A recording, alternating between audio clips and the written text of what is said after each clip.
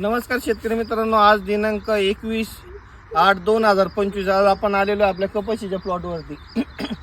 तर उद्या सगळ्यात मोठी अमावस्या येते आहे. कपाशीसाठी सगळ्यात महत्त्वाची अमावस्या बैलपोळ्याची अमावस्या असते का. तर ह्या अमावस्याच्या टायमिंगला जास्त करून पतंग आपले अंडे घालत असतात आणि आपल्या प्लॉटला जास्त करून बोंडअळीचा प्रादुर्भाव दिसून येतो. आता गेल्या काही दिवसात चांगल्यापैकी पाऊस झालेला आहे, त्याच्यामुळे त्यांचा लाल्या रोग होतात. त्यांचा थ्रिप्समुळे जो पानं वरती होतं त्याच्यावर चांगल्यापैकी कंट्रोल आपल्याला दिसून येतोय. तर आज आपल्या शेतकरी मित्रांना सगळ्यात मोठी चॅलेंज काय आहे तर ते आपलं बोंडअळीचं आहे. पतंग आता बरेच लोक म्हणतात फक्त अमावस्याला पतंग अंडे घालतात का, तर तसं नसतं.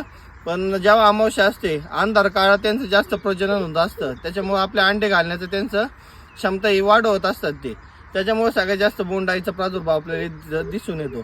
तर आपल्याला इथं कुठली फवारणी घ्यायची शेतकरी मित्रांनो, तर आपण आज इथं घेतलंय जशने सुपर, जेणेकरून आपलं बोंडअळीवर कंट्रोल भेटेल. टाटा मानिक, जे करून आपली पांढरी माशी तुडतुड्यावर कंट्रोल भेटेल.